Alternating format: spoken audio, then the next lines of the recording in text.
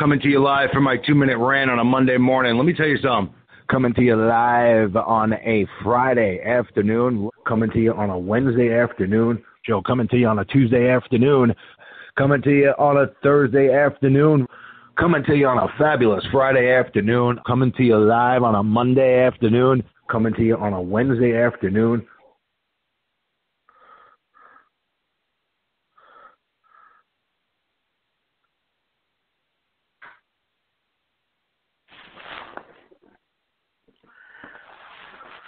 Are we in the show or what?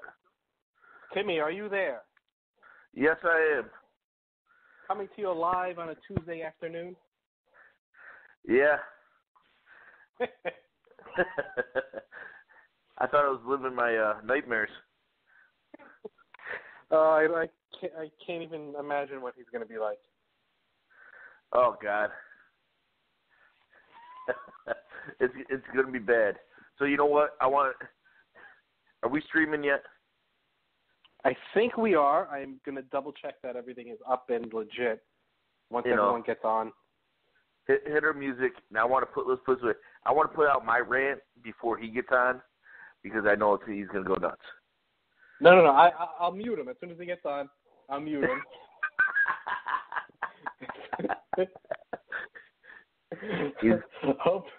Hopefully he's not logged in. Let's see. Oh, he's logged in. That's not even a question. Let's see. Six are now watching. Awesome. Can everyone hear us? Or are you out in the cold? Just give us a big yes. All right. Give me 1 second, Tim. Awesome. Yeah, it's a rough day out there in Giants Nation, guys. This is not how I wanted it to go. I definitely, you know what, I knew this day would come eventually. But the way I look at it, let them finish out the damn season. What are we gaining? And it really doesn't make a difference because it's going to be a new coaching staff. The Dallas Convict says, yes, they can hear us. So we are live. Am I correct? Yes. There we go. Yeah, this is not how I thought the season was going to go. Not at all. No, I mean, but the one positive I will say coming from this thing is Ben pretty much burned every possible chance he has of coming back. All right, we got phone calls in. Let's see who's in. Oh yeah, I already know people want to snap. What's up, caller? Where are you calling from? What's your name? Hey, Dean from Connecticut. What's up, guys? Hey, what's going on, Dean? Hey, I miss y'all, but can we all admit that the Giants kind of did Eli dirty? I mean, he's been nothing but a class act. He's taken pay cuts to sign other people to make the team better, and they just blatantly told him, you know what? In my opinion, they just said, you know, you're done, you're washed up, which is not the case. All right? Eli has been, when he has been given decent offensive line, he's been proven to be an above average to an elite quarterback. And now they're just going to bench him when he just surpassed his brother in the consecutive starting list. And what do you have, like maybe 50, 60 games for Brett Favre, which wasn't going to happen. But there was no need to admit that we need to go in another direction at quarterback at this point in time. So what that tells me is the brass front office is admitting that, you know what, Davis Webb was a wasted pick. We're going to go for a quarterback in the first round when they could have addressed other needs. And I'm just really upset because the last time we had a quarterback for this amount of time was what, Bill Sims? I mean, we've been bouncing around from Kent Graham, freaking Dave Brown. Oh, yeah. I remember Dave Brown throwing long darts, missing receivers, and they still let him play through seasons. I'm really upset they did Eli like this because it's not his fault, you know. And they they said the defense is not as effective. But if you want to take it there, if the offense is converting first downs and letting the defense rest, they're going to be more hyper. You know what I mean? Like, you cannot have a stout defense if they're on the field for 40 minutes a game. They play in hand with each other. So in order to make the defense better, you have to convert first downs and keep the offense on the field.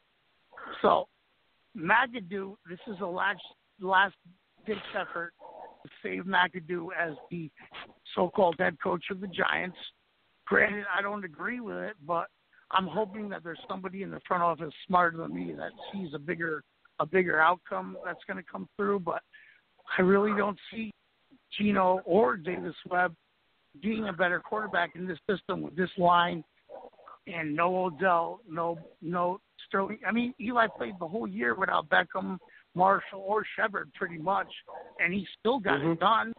You know what I mean? I mean, his numbers aren't impeccable, but with Rodgers, Lewis, Tavares King, and what's that kid out of Duke? What's his name? Calhoun or what was that? I mean, yeah, he was still getting it done. I mean, how can you blame his stuff on Eli? They're just looking for a scapegoat, and I really feel bad for the dude because when I watched the press conference, you could see that he was upset.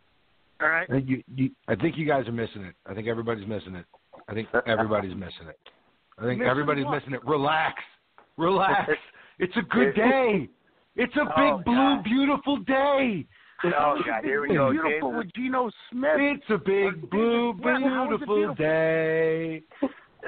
What are you guys all upset about? Rodgers sang me a theme song, and the mailman came in and It's gave a me my beautiful mail. day in the neighborhood. It is. Why so glum? Why so glum? Why so serious? Why so glum? You know what? All of you. No, not just you. Everyone in Giants Nation. I'm not going to games anymore. I hope he goes to Jacksonville, and I'm going to root against the Giants if he goes. Jesus Christ, relax. How about I pop some positives off real quick? Let's change the mood. It's a good day. Janoris Jenkins, the so-called guy who quits at the end of the year, he balled out the last couple of games. All right. Oh, I don't. We're not. This is not Janoris Jenkins' time. This is not Janoris Jenkins' time. It is time. This is the happiest I've been. It's happiest I've been since week 3. And you're not going to take that from me with Janoris Jenkins. Are you? No. Don't. See, here's the difference right now. All right, here's the difference. Okay, because now you pissed me off. Hold on, wait. See, here's the thing. Here's the thing. Big time. Okay, so you're going in the penalty box. You're muted. Okay, listen. Here we go. Listen, this is all of you. With the if you're happy about this, if you see a bigger picture, if you see anything in the positive about this, you are an Eli hater. Bullshit. Shut up.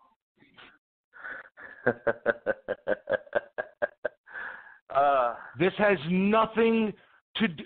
If you can't look at this, and this is why there are delusional people out there. If you can't look at this and say, okay, why? Why now? Why is this happening? Okay. Take a step back. All right. Take the big blue blinders off. Okay. Davis Webb has not been active all season long. You cannot just throw this kid in the game for Eli Manning. Okay. You have to go to Geno here. Geno has to be your scapegoat for a game and a half. Has to be. Let him take the bullets. Let him take the booze. This is a chess move to get to Davis Webb to see what you have before the draft. That's what this is. No matter who pulled it, and you can't Don't give me the you hate Eli. I love Eli Manning. Eli Manning is the Derek Jeter of the New York of football in New York. Okay? He is everything that we could want from a quarterback, he has been. But this is about, you are 2-9. This is about the next decade, not the last decade. And the fact is that we're 2-9. You're going to have a top 3 pick. There are going to be quarterbacks available when you're on the board. If you have some clue of what Davis Webb is, that gives you a little more knowledge before you make the decision of either taking a quarterback with that pick, going another direction with another position, trading back. Will it be the complete answer in making that pick or that decision? No. But are you in a better place making that decision, seeing Davis Webb for 3.5 games? Yes. And I'm sorry, Eli, this is not about streaks and it's not about your resume. Thank you. But Montana was shown the door in San Francisco. Peyton was shown the door in Indianapolis. And if you believe reports out of New England, earlier in the season, okay, Tom Brady was relieved when Garoppolo got traded because according to his camp, he thought he was going to be traded at the end of the year. So there's no loyalty in making these decisions, gentlemen. It's not the same thing with Matt Castle. There's no loyalty in making these decisions, gentlemen. Sometimes franchises are right, and you get Steve Young, and sometimes franchises are wrong. But these decisions are made. Let's not make it like Eli's the only guy this has ever happened to, because we're Giants fans. Stop with the fucking pity party for the guy who's making $22 million a year next year over a fucking streak. No, first of all, he's only making 16 next year. But no, it's 16 is dead money. We got another caller. Hold on. Well, I want to put it out there. Hold on. I want to rebut, if you will. Hold on. We got another caller. 843. Where you calling in from? Bluffton, South Carolina. What's up, boss? Hey, my What's man. up, man? Hey, I'm calling from obviously far away, but I've been a Giants fan all my life. And thank you for calling, man. Yeah, of course. You guys are great. The best podcast around for Giants Nation. Now this whole situation is really sad. And I was just going through Facebook watching all the comments, and I just watched his interview, and you can obviously see the pain behind his eyes, and you would think management would learn from Tom Coughlin, and it's just, you always think about the top 6 teams, the first 6 teams, New York Giants, the Steelers, whoever, and, we always said we're a class act, but this is I can't believe what McAdoo has done to this team. It is absolutely mind-boggling, and I just feel horrible. Do you guys, can I ask you something? He went 11-5 last year. Can't really blame him. Is it McAdoo or is it Mara? It's Jerry Reed, bro. I mean, let's take a step back. Let's take a step back and remember that the decision to hire McAdoo was based upon who, gentlemen? Jerry Reed. Well, Jerry Eli Reed, Manning. But also, because he threw they gave McAdoo the job because of Eli Manning. Because of his relationship with McAdoo in that offense, how he looked when McAdoo was the offensive coordinator. How soon we are to forget. No, but the point I'm trying to make with Mara is that when you make decisions for your franchise based off of resumes and streaks and sentimental value, you end up with McAdoo as your coach. So at what point do you take a step and we're blaming Mara signed off on this. He wasn't in the building today, but according to reports, he knew exactly what happened. Yep. Yeah, he knew exactly. And you're going to tell me that Mr. Mara doesn't have the power, whether he's in the building or not, when his phone rings and it's a conference call with McAdoo and Jerry Reese, and they're saying, "Listen, we're going to go to Geno Smith this weekend." You don't think Mara has the power to go? What the fuck are you both crazy? Of course he has every power. It's his team. So he signed off on it. This is nothing. You never hear Steve saying. And here's the other thing here's the other thing we need to realize as Giant fans, not in the heat of the moment. Take a step back and think about this. If Mara signed off on this, with Reese and McAdoo, then one would presume that when you see reports a week and a half ago that the Giants are looking at quarterbacks, you would think that there's a plan in motion to see Davis Webb for a period of time. They obviously liked him enough to take him in the third round. This kid was not drafted or picked up off the Little Sisters of the Poor waiver wire. He was the third round pick. He was a third round pick. Who was the pick right before him? These kids are playing nowadays, gentlemen. The running back. What's his name for the Chiefs? He was one pick before Webb. These kids are playing nowadays. Yeah, Kareem Hunt. These kids are playing nowadays. This kid was not just picked up off the street. They drafted him. They liked him.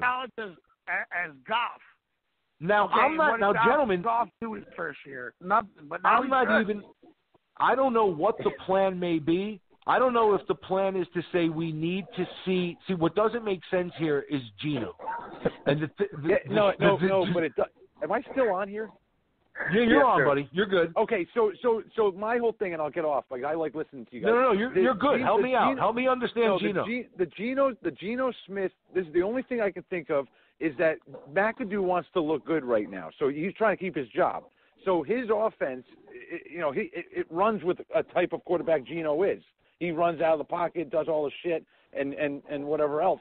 So he's trying to obviously keep his job, and he thinks that a mobile quarterback is going to do better than. Geno was the most accurate quarterback I've seen in a long time. Of course, he's a horrible moronic idiot. But right now, he's the one guy that can get out of the way of no line that we have. So I mean, that's the only thing I can think of. The guy. Do you think that maybe? Do you guys think that maybe with Geno, it's you don't want Webb to be the guy after Eli, right? So what if he throws seven touchdowns? I can guarantee you Webb. Well, if he throws 7 touchdowns and you got a diamond in the fucking rough, what are the odds he's going to? And then are you kidding me? He's going to do. Who's going to throw 7 touchdowns? Geno. But if he throws 7 touchdowns, then we have a problem. It's like the Castle problem. It's like the Castle problem. You put Castle through all those fucking. Come on. Yeah. No, Geno Smith what's is the not guy from Seattle? What's the guy from Seattle who threw all those touchdowns in one game against the Packers? Then the next year he got fucking $100 million, and then he sucked ass. Flynn. Yeah. So if that's that would be a chaotic issue if that happened. I guarantee you that's why it's not happening. Now, so you know what? Guys.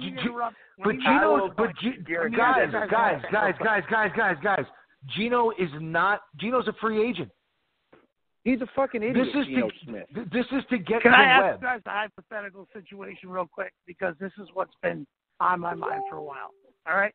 So say, the Giants do get a top 3 pick, and they're in the market for a quarterback, and they draft one in the first round.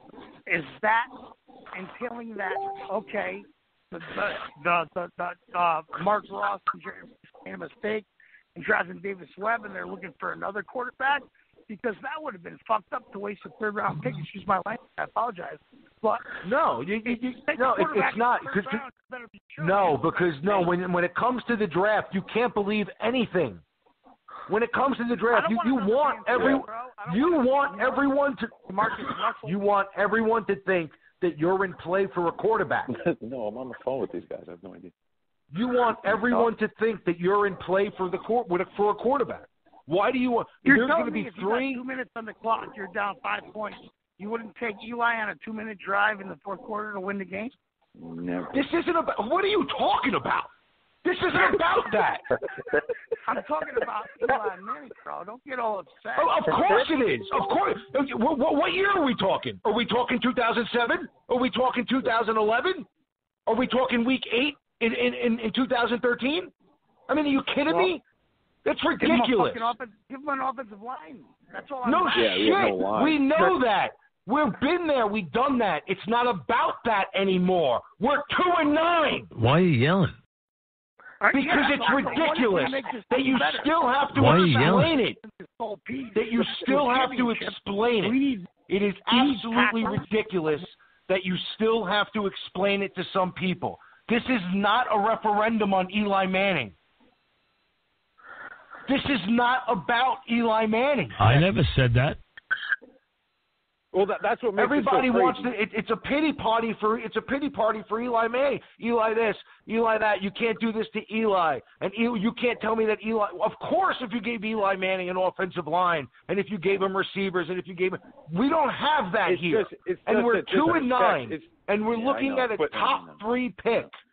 We're looking at a top 3 pick.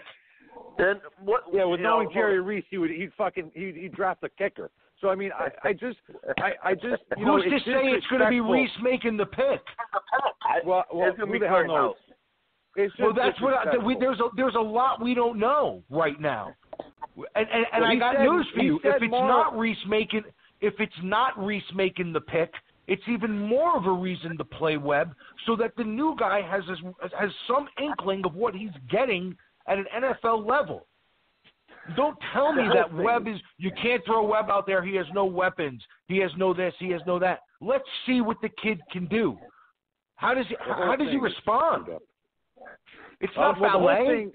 It comes down to – for me, it comes down to a respecting. He obviously has the streak going on and whatnot, but he's a Hall of Famer. He's a 2-time Super Bowl champ, 2-time MVP. You can't take him out like this. This is you don't do that to a caliber guy and quarterback.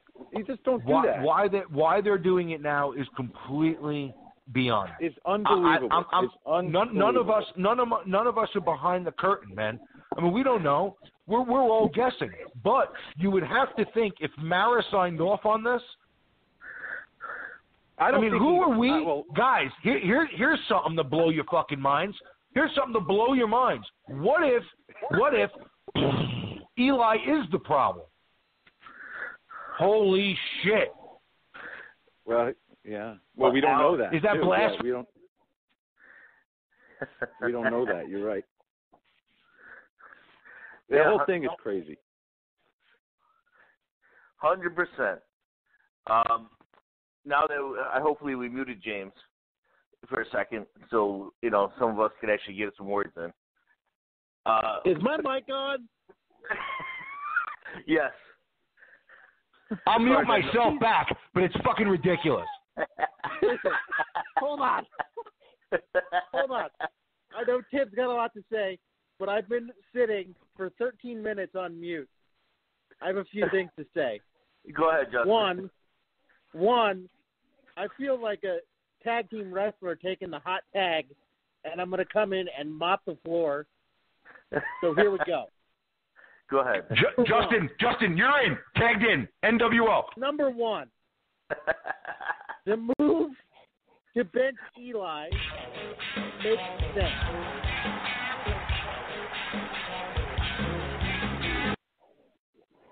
The move to bench Eli makes sense because one of 2 things is true. Either we think that we're 2-9, we're out of the playoffs. The teams are meaningless. We think that Eli, we don't want to get him hurt, and we think that he might play next year. And let him get healthy. If he has some nicks, let him get healthy. If he doesn't have nicks, see what you have in Davis Webb and retool for next year. Or 2, Eli's really done with the Giants, and we have to see what we have in Davis Webb so we know what we're doing at the quarterback position. What doesn't make sense is Geno Smith. And I know it's a stopgap to Davis Webb eventually.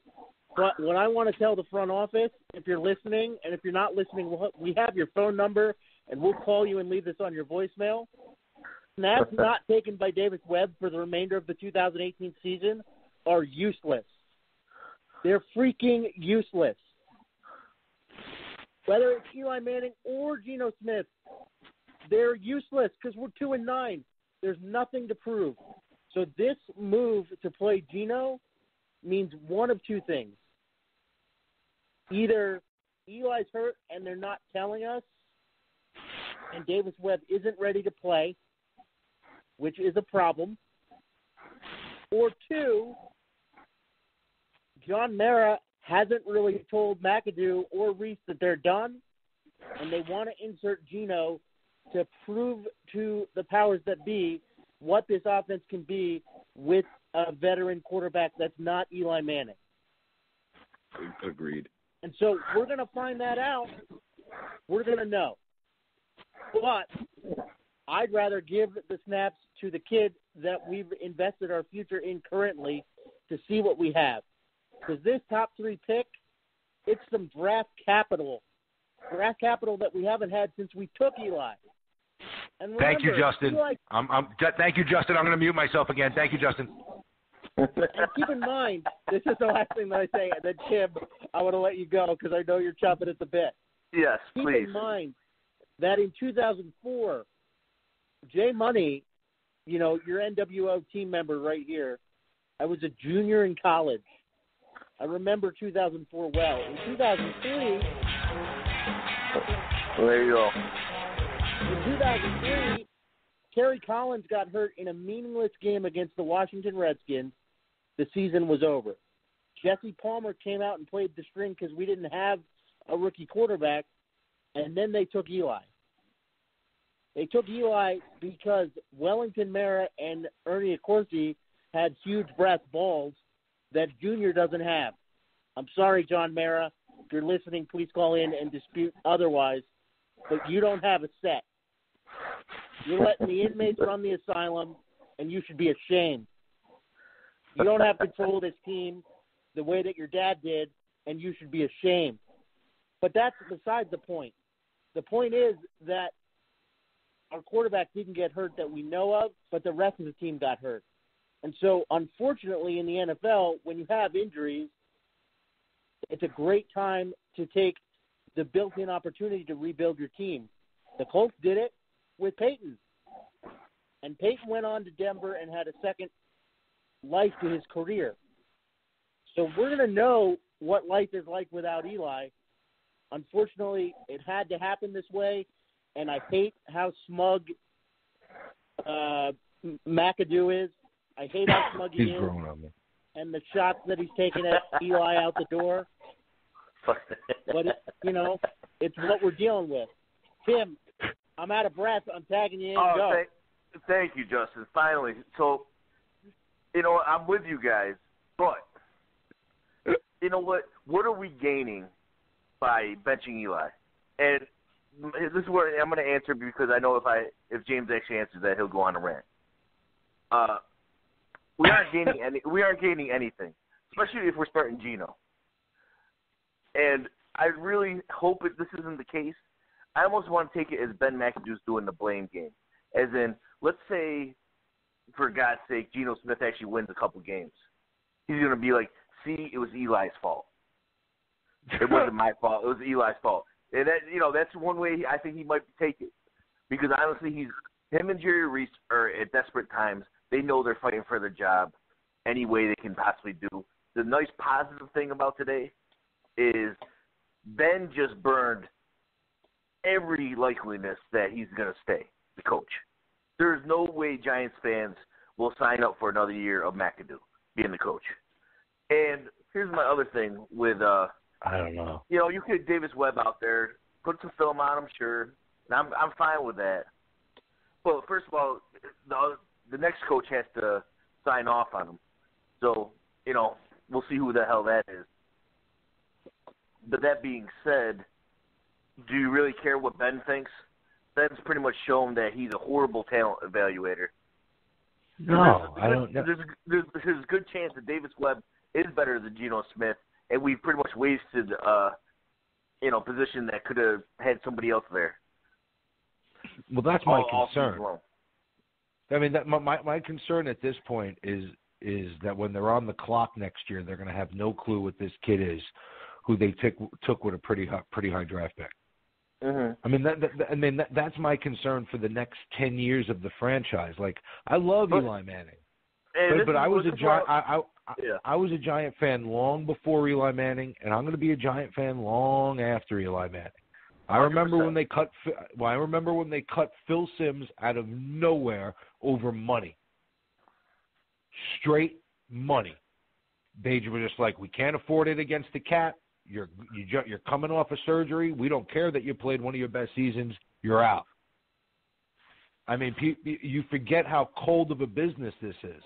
It's a business, and you got to make decisions based on where you're going, especially when the guy is making $22 million a year, and he's 37 years old.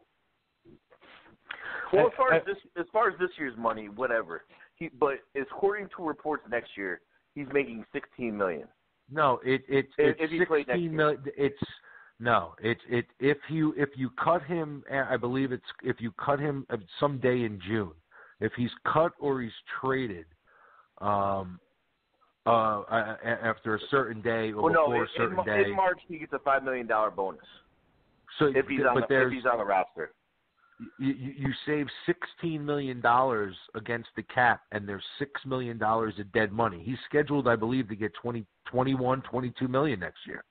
Okay, and if it is time to move on from Eli, that's fine. I think he should at least get the respect to I don't finish even, up, and that's the finish up. I think it's a horrible, Tim. It's a horrible situation, and it's unfair to Eli. It's a horrible situation. Because it's not. I mean, if all things being equal, if the Giants are playing for a playoff spot, he's going to play. If you're competitive in any way, the problem right now is the fact that it's like a perfect storm. Where if you're worried about his streak, okay, and if you're worried about, all right, we're 2-9. Where are we going to be at this point next year and in the next 3 to 4 years following that? And right now is a tipping point if you're the Giants because of the situation and because of his age and because of his money against the cap, you're in a situation where there are going to be 3 guys potentially, at least, that could end up going in the top 4 or 5 in that draft next year. So if you've already picked a guy, and we have already seen throughout the league, guys who are 3rd and 4th round picks play early, and play pretty well. Okay, one of them is in our division. Well, Dak Prescott's starting to show why he's. Well, I understand, but the guy, but when you surrounded him, when you were able to surround him with a good offensive line and a good running back, Dak was pretty good. Yeah, and because Dak is on a rookie contract, you're able to do that and put money to strengthen your team in other places. Okay, so I'm not saying this is not perfect. It's a shame that Eli is in this situation. Your heart breaks for Eli Manning, but it also gets to a point where are we Eli Manning fans or are we New York Giant fans? Because if you're a New York Giant fan, while this hurts, you can still see why it's necessary that, again, not Geno, but at some point over the next 5 games, we take a good, strong look at Davis Webb and see at least have some inkling of what he is before you get in a situation where you can take a quarterback, take a lineman, take a running back, trade back and get multiple players to replenish the roster. So it's a bad situation for it's perfect storm. I'm with you as far as I think we all as Giants fans want to see what Davis Webb is ourselves. Granted, the coaches more than Geno. Jesus. Yeah, who wants to see Geno? We all saw him being shitty for our farm club, which I can't even say anymore because Jets actually have a better record than us. But this is actually the worst. But this is the first time in really that I can think of off the top of my head that I could see an NFL team is trying to tank. Like, literally going out there to tank. We all thought at the beginning of the season the Jets were trying to tank. Well, obviously they didn't. You see, I think that I think that maybe that's. I'm hoping that maybe that's a little bit of this whole Geno thing, is like we're trying to tank without tanking and bullshitting our way to be able to play Davis Webb, and in order to sell it to our players, we have to go with the sacrificial lamb of Geno Smith. And are they home? They're in Oakland, and then do they come home the following week against Dallas? Right? Yeah, and you know what? Okay, so tell me. So tell me. So to 1 o'clock. So tell me this doesn't line up perfectly, right? Right. Tell me you don't play Geno Smith this week, right? And then you let Geno Smith walk out on that field next week in Giant Stadium to start the game against the Cowboys, and you let him boo. You let the crowd just fucking seethe, and you go to halftime with them booing. And then in the second half against the Cowboys, your friendly neighborhood web slinger. But this is my problem though. So we saw the effort that was put in, a few weeks ago, when there was like 2 weeks in a row. It looked like we weren't even trying, and they stepped it up for Kansas City. The funny reason. The reason they stepped it up in Kansas City because Eli got in front of the team and made a speech. That's true, he did. And that's true. That's the reason they stepped it up for Kansas City. And he's the most respected guy in that locker room, or at least according to several interviews and players. And now you're pretty much just ripping the heart out of this team and being like, there is no chance we're going to win. So you think this defense is going to give 100% effort? I highly doubt it. Is Jenkins out for the year now with that ankle, or what's the scoop on that? Well, that tells you right there. If we were actually winning, Jenkins would probably play through the ankle. But why even risk it? I don't even care about. There's no reason. So Yeah, would you re-sign Q? I don't even. Go? I don't care. I don't even care about the lose. Q. I think we should let him go. No, see it. As far as offensive lineman, if he wants any kind of stupid money, see you later. You guys have shown nothing. Exactly. And Pugh hasn't stayed healthy in a season yet. And Richburg gets to and seven. Brett Jones been outplaying Richburg. 100%. As far as I've seen. 100%. And he's cheaper. Yep. Exactly. So come on. It's about value to what they're making against the cap. Come on. And let's put it this way, it's a no-brainer. A guy like Chad Wheeler, granted, he had a tough game this past week, but which is to be expected. If he shows improvement, he's still an undrafted rookie. That would definitely help out. We're getting who's calling in? Hey, what's up, guys? Hello? Hey, what's going on, man? What's going on, guys? This is Abelardo here, man. What's going on? How you doing, boss? I'm good.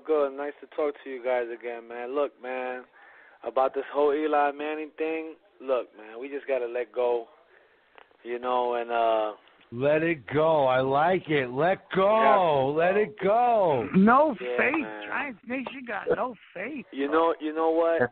He's I love the guy, but I can't take it no more, bro. I think it's a great. If anything, Matt could do might be trying to save his job. I don't know what he's doing, but I go with the decision, man. You know what though? It was this one quarterback, man. It's sad, man. It was this one quarterback. We let him go, I guess, last year. Who was the backup quarterback? That guy was. What's his name? Oh, Ryan man. Where is that guy now? He sucks. I think the Browns. He was in Jacksonville last I knew. I just bought a chicken cordon bleu sandwich from him at Arby's. Syracuse guy. Look, I thought he was good, but look, man, besides that point, man, I was watching the game last week, bro. We had chances to win the game. Eli has to go, guys. Ever since I'm gonna tell you the truth. I love the practice squad receivers. What do you guys not understand? How do you guys not see? Yeah, listen, dude. Did you see the pass where he threw it right to the guy's feet? Thank you. Come on, man. He was wide open. Did you see open. the pass that there was no pressure around him at all, and he threw it directly at the guy's feet? He can't even throw the ball to the running back coming out of the backfield. It's bad, guys. Like, we have to let go. We don't even have a running back to catch the ball, bro, let alone... stop making excuses for the guy. First off, I love him. Right, I get it. Look, we're fans, but he's not perfect. He never was perfect. He never was, but you know what? Before, he wasn't, he wasn't scared. He wasn't scared to take a sack. Now, if he hears footsteps, he's going down. It's always going to be a fumble. He fumbles the ball. Let's call it.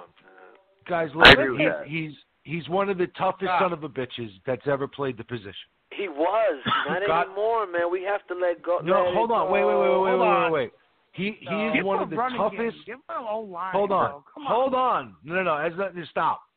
It has nothing to do with that anymore. Give him an O-line. Give him a running game. We tried that for the last. It's not 2011 anymore. Yeah, exactly. It's not. Where are you rebuilding the line? Pugh is the best free agent lineman. Where in 1 year are you rebuilding the line to win now with a quarterback that's making $22 million against the cap? Stop thinking like this is a quick fix. That was my point. Ever since he got that big money, this is not a quick fix. This roster needs to be rebuilt. That's why you need to know if you need to acquire draft picks for somebody who wants to trade up for one of these kids in the top 3. Yeah. We're not. What do you mean? The Giants are 2-9, man. You have to start thinking long term. Yep. And I know our receiving core is gone, and a lot of people are gone, if you put Eli on Jacksonville, that team can win a Super Bowl. Eli Manning is not the type of quarterback that is going to lift your team up and carry you for a 16-game season and win you 11 games by himself and make the line better and make his receivers better. He never was that guy. You have a great if you surround him with a good line and a good running game and a couple of good wide receivers and a good defense, and you get him to the show, he'll win it for you. All right, but look, that's not what we're dealing with right now. Right now, I agree with you, but that's not where we are right now. Right now, we are in total rebuild mode. Yeah, we're in rebuild mode, man. So, I mean, I just think like this, bro. Look, I love Eli Manning. I'm a diehard Giants fan, and I'm always gonna love Eli Manning. But yo, man, this guy could cause a heart attack for me, bro. Every week in and week out, it's like he doesn't put any more effort. I think maybe they're losing games on purpose. I don't know, but I don't think that those guys go into the game losing the game on purpose. So I think at times you could question their effort, but it's like when somebody put their hand up, he can't make a freaking pass. Oh man, it's bad, man. We have to stop making excuses for him, though. This is what I've been doing this forever, and I'm tired of it, man. Get me stats.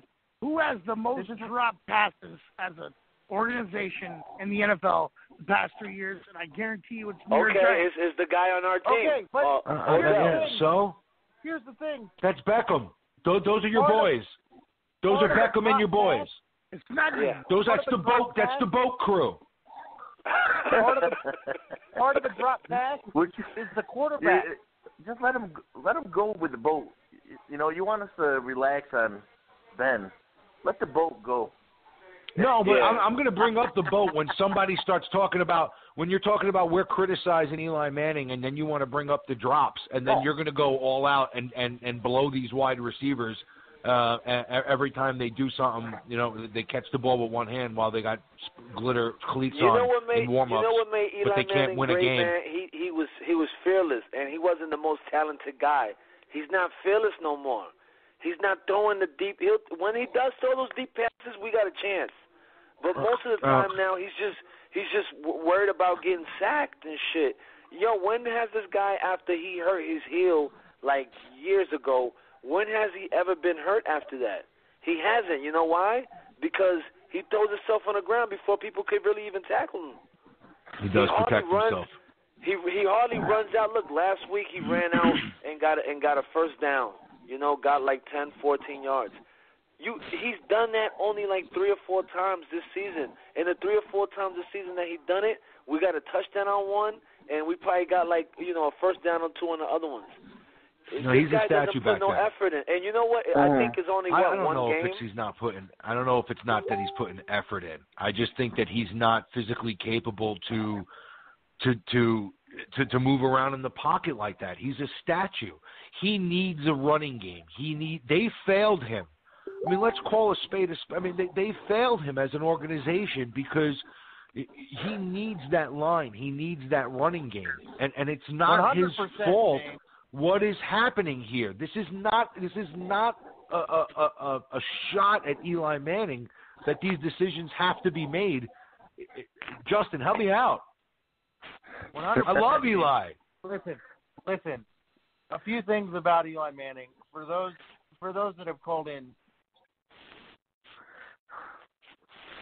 Mm-hmm. Hello?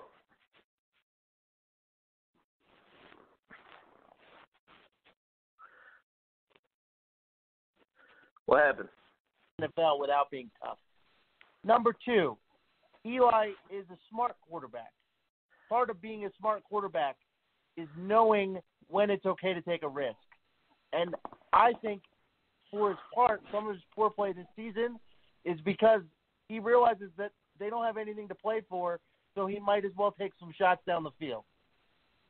Number 3, Eli is missing throws. He's getting older.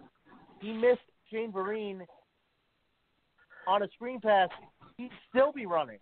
There was no one on that side of the field, and Eli threw it down on his feet. And for those that say that we don't have running backs that can catch the ball, Shane Vereen is one of the best pass-catching running backs in the league. So you can't really make that argument either. Eli's got to put the ball in a catchable place.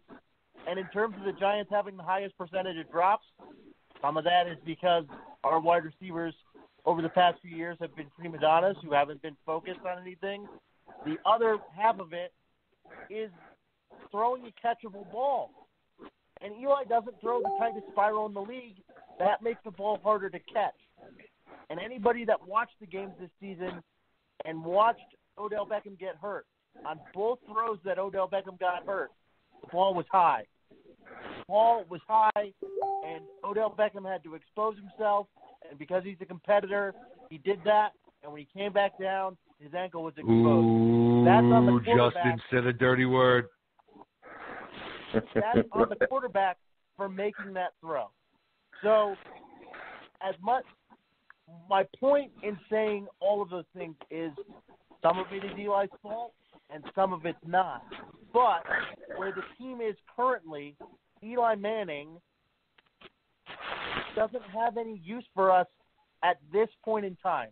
That's not to say that he's not a great quarterback and that he won't go on to have meaningful snaps in the NFL, maybe even with the Giants. But right now, in Week 12 of 2017, Eli Manning doesn't have any use for us. We're 2-9. These games don't matter.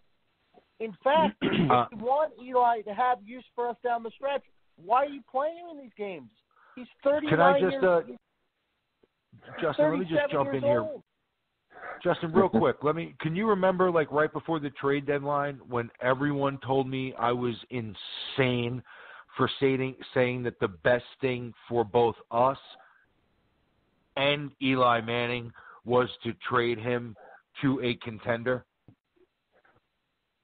Does everybody remember when I was called completely certifiably insane? Yeah, but you don't. But if you would have went to him now, he had tears in his eyes today. You don't think this could have been handled differently? You don't think this could have been handled differently? You don't think if you get Eli in a room, you don't get but right. So look what happened now. Yeah. And let's put it this way, and look what happened now, and I haven't seen a player, analyst, coach come out and say that was a good move. It doesn't matter what any of those people say at all. Well, and here's the other thing. Here's the other thing about it. You know, bottom line is Jerry Reese, Ben McAdoo, they get paid a lot more than me. And John Mara makes a lot more money off the Giants than I do because we're still trying to figure out how to monetize this. But we'll get there. Yep. One day. With that said, You're making money? With that said, with that said, if this is a reality that we all could see, this potential scenario playing out, if we could see this weeks ago, writing on the wall, then management could. And so, if my question is, why wasn't trading Eli explored more fervently? Because it was an abject failure on the part of Mara, Reese, and McAdoo to not recognize. They thought, remember, right before the trade deadline, those fucking idiots were talking about going on a run. Those morons were delusional, talking about we're not out of it. We feel we still have a streak left in us. And now 3 weeks later, you're talking about, okay, well, it's time to sit Eli. You could have got a first-round pick from the Jacksonville Jaguars or the Denver Broncos for Eli Manning. There's not a doubt in my mind. Sam Bradford went for a first-round pick, guys. So you're telling me in the middle of a playoff push right now, Jacksonville or Denver wouldn't say to you, yeah, okay, take my mid first rounder if that's all you want, take it. But then you have to go and you have to sit down and you have to say, okay, Eli, here's the situation. We are going to make a change. Here's what we're going to do. We're either going to start you and pull you. You give him the same scenario you gave him today. Here's what we're faced at because of our record and where we are right now as a franchise. Okay? No one wanted it to come to this, but here we are. You don't think if they would have sat with him and said, Eli, listen, we got Tom on one line, we got Tom on one line and John Elway on the other line. Your brother has played for John Elway. You know Tom Coughlin. Take your time. Go speak to both of them, and you tell us where you want to go. You don't think that that's a classier way to handle it? To say we're going to put you in you get to choose the situation of two places that you're familiar with, where you have a chance to win, and both the Giants win and Eli Manning wins. You don't think that's a better situation?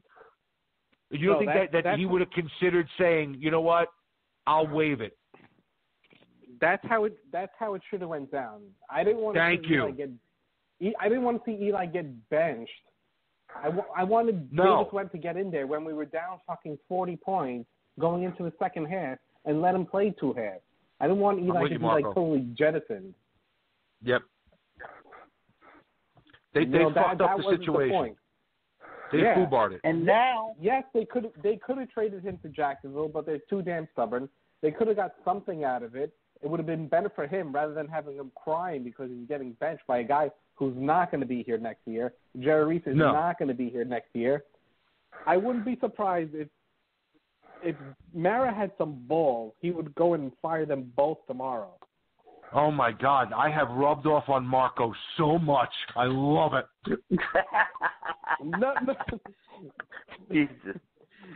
No, Eli should be starting. They should be coming in when we're getting blown out, which we probably will be because we're only scoring 3 points as it is.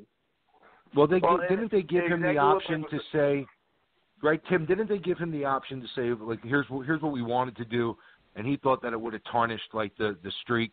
And that's remember when we were talking about this weeks ago, we said that's a really tough situation to start him every game just for the streak.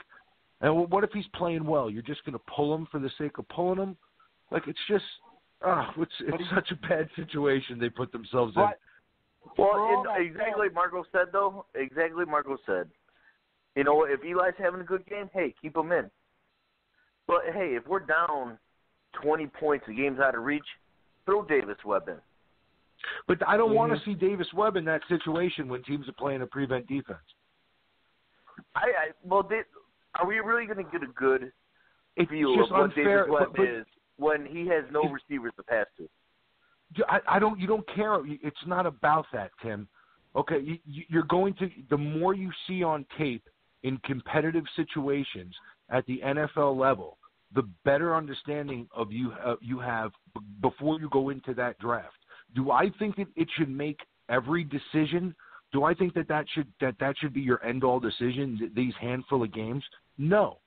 But I don't think that you should base a decision based on a kid that you think could be a quarterback for 10 years of your franchise in the draft based off of 3 games on Davis Webb. But is there another team that's intrigued in Davis Webb that you can turn for a 4th-round pick or a 3rd-round pick?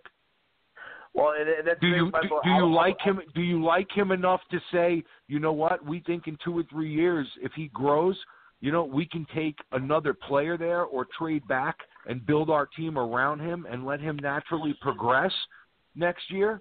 And maybe we bring in a veteran to compete and we let this kid try to earn the job and eventually take it over. I don't know that that's a bad decision. I mean, I don't know that that's not what they're thinking. How about this hypothetical? All right. How about we going into next season, going into next preseason, we still have Eli. We have Davis Webb, and let's say we drafted either Darnold it is or going to be Darnold or Tim, it is going to be so tough for them to bring Eli back after this. And I totally agree with that. Well, let's say it would have to be a new. This could be that could be the last time we saw Eli in a Giants uniform was last week. And that's what hurts my heart right there. You got another caller. Eli being the last time he's in a Giants uniform. But if we go into next season with let's say 3 quarterbacks, we get a new coaching staff. He smooths things over with Eli. Everything's all good. I'm fine if let's say all 3 are good. All 3 quarterbacks are fine. Then you know what? We do what New England does and trade away quarterbacks. If Davis Webb, no, but this roster is so. But this roster, or if Eli, Tim, this roster, cool. This roster needs so much help. You can't just do that. You're just wasting picks now. Here's the problem. You're wasting picks on hoping of spinning them down the line for more picks. Well, it's not even spinning. It's literally 1 pick and just knowing that, okay, I'm not 100% if I have that transition quarterback or the quarterback of the future. You know what? I know we drafted, let's say, Darnold. You know what? He proved to me he's good to go. We can trade one of them and go into the season. We're good. For one season, we might have, 2 good quarterbacks. Good. Yeah, but here's the other problem with the way that this went down. Front office management has ruined Eli's trade value because they've already benched him. Well, right? even if he goes in free agency, we are going to get compensation for Eli leaving. No, he's not. He's not going to go to free agency. He's under contract. Well, if we're going to cut him, we're likely. Right. We're going to cut him. If we cut him, we're not getting compensation for cutting him. Yeah, you do. No, they foobarred the situation. You get compensatory picks for free agents you lost. You'll get a pick the next year. Player? Yes, you do. You're going to get a 7th rounder. Who gives a shit? They foobarred the situation. No, with Eli, you probably could get maybe a 2nd rounder or at least a 3rd. They foobarred the situation completely. Okay, because if they handled the situation correctly, they would have traded him at the deadline. They would have got a 1st-round pick. They could have parted in both ways. They could have sold it to the fan base that they were doing the best thing for Eli and the best thing for them moving forward. And they fucked it up. Exactly. If they handled the situation correctly, Tom Coughlin gets fired, Jerry Reese gets fired, we're already looking for a new GM, we're already looking for a new QB. That's how it goes. But they screwed up too. Like Mara screwed that up. Like, guys, he hired McAdoo. He hired McAdoo because of Eli Manning. I mean, do we forget, like, McAdoo was hired, like, Eli was influential in that hiring process. Like, they took what Eli had to say into account. Like, they based their decision for their franchise to appease their quarterback. Well, yes, but I just want to put it out there that they did try to get David Shaw back in they asked for permission to interview. He denied it. Guys, Saban called them. Saban sucks. No, I'm not saying I like Saban. There. I'm not saying I like Saban. I'm not saying I'm a Saban guy. If you gave me my choice, on who to start over with, I'll give you 3 guys that who I think that we should start over with. I'm not a Saban guy, but if you trolled me at the end of Coughlin's era, okay, who I think would have been a better person to take over for Coughlin, give me Saban over McAdoo. All right, hold on. Let's go to a caller. Ready? All right. 239 area code. What's up? Where you calling from, and what's your name? Hey guys, it's Adam from Montana here. Couple things, guys. Thanks for taking my call. First of all, I think I think you guys are a little off base here. I think Eli plays the rest of the season. You're 2-9. I think he makes his way, off the team, whether it be a release or a trade at the end of the year. I don't think you're getting the first round for him, even a mid card. I agree with you. Second of all, I know for a fact one of the 3 of you was blown up by a female linebacker in high school. I also know that Tom Brady is pissed off that he lost 2 Super Bowls to a guy who got benched for Geno Smith. I'll listen up here, guys. Thanks. Who got blown up by the female linebacker? Yeah, that would be me. That would be me. She was big though. She was a big girl. Was it icebox? It was like an icebox situation? Oh, definitely, yeah. Well, I need to know everything. Like, give me the play-by-play. Yeah, what happened now? Yeah, let's go. I have no idea. This became the lead story all of a sudden.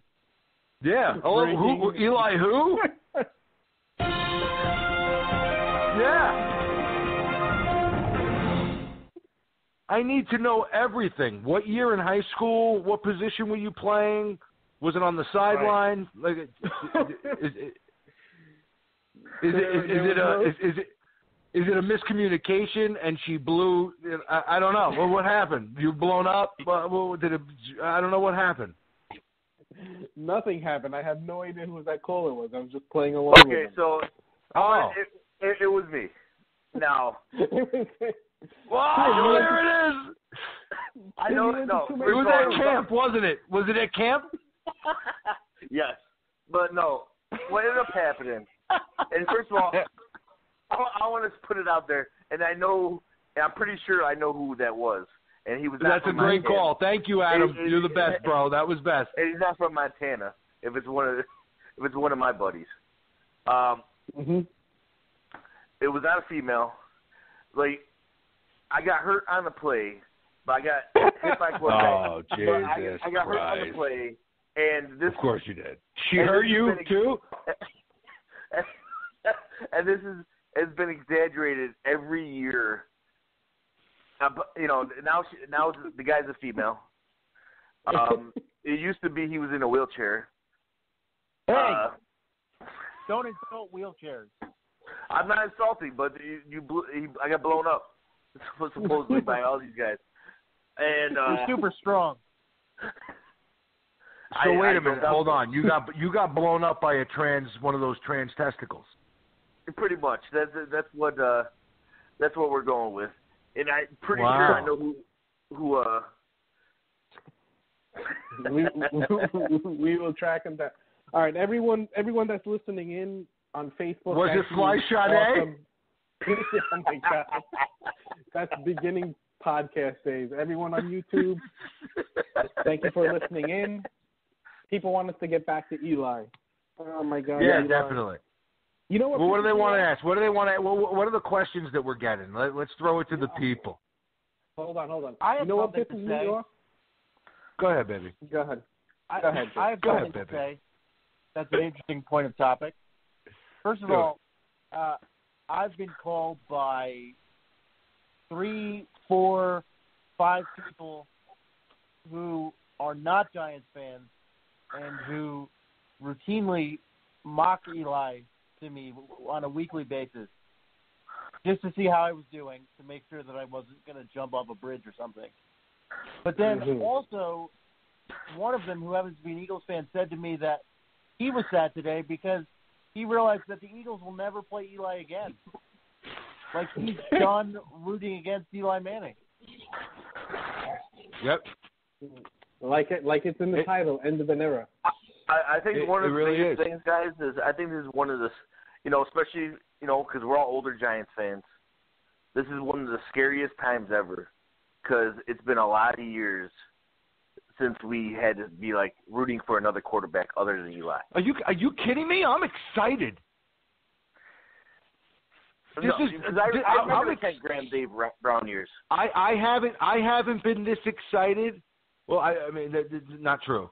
Okay, there's been 2 Super Bowls in the meantime. But, like, this build-up that in the offseason where they're going to have a top pick, I haven't been this excited since the year they pulled the trigger to make the move for Eli. Going into a draft. I was all about Eli. You got 3. I'll tell you the truth, Giant fans. I've been watching a lot of college football lately. Yep. I mean, one of these kids. I tell you the truth. Do you want to know what I would do?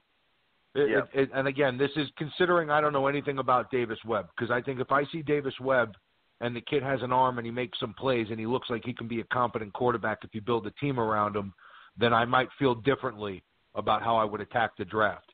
But going into the draft, if you're looking at a top 3 pick, you have to try to feel out all the information and stuff like that. But I got news for you, dude.